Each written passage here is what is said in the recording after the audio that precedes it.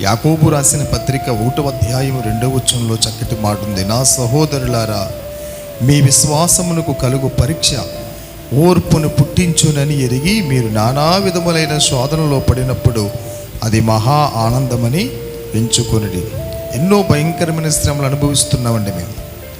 ప్రియులారా, ఒకటి వెనక ఒకటి ఒక్కొక్క శ్రమ తరుముకుంటూ వస్తున్నప్పటికీ కూడా ఈరోజు ధైర్యంగా ఇలా నిలబడి ఉండి ప్రభు పరిచర్య చేయడం కారణం ఏంటంటే దేవుని వాక్యమే నన్ను ధైర్యపరుస్తూ ఉంది.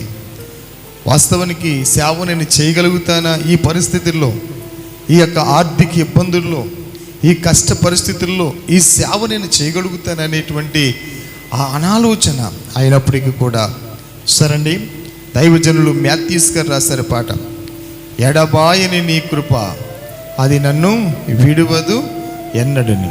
అలాగుని మన జీవితంలో ఎన్నో శోధనలు అనుభవిస్తున్నప్పుడు ఒకటి వెనక ఒకటి తరచుగా వస్తున్నా కూడా వాటన్నిటినీ ఎలా తట్టుకోగలుగుతున్నాను అని అంటే కనుక ఒకటి ధైర్యం, దేవుడు ఉన్నాడు, ఒక రోజున గొప్ప కార్యాన్ని ప్రభు చేస్తాడు.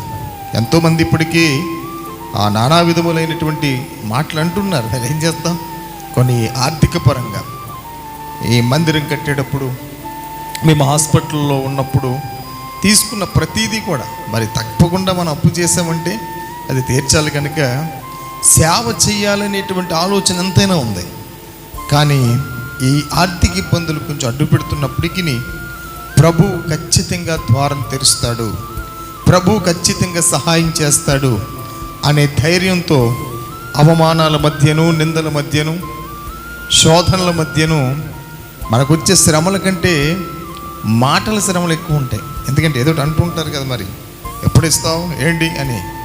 అందులోకి ఇలాంటి భయంకరమైన పరిస్థితుల్లో ప్రభువే మనకు ఆశ్రయం, ప్రభువే మనకు ఆయన కృప మనల్ని ఆదరిస్తాడు, అర్థం చేసుకుంటాడు. అర్థం చేసుకునేటువంటి మనసున్నవాడు మనం ఆరాధిస్తున్నటువంటి దేవుడు. దేవునికి స్తోత్రం కలుగునుగాక.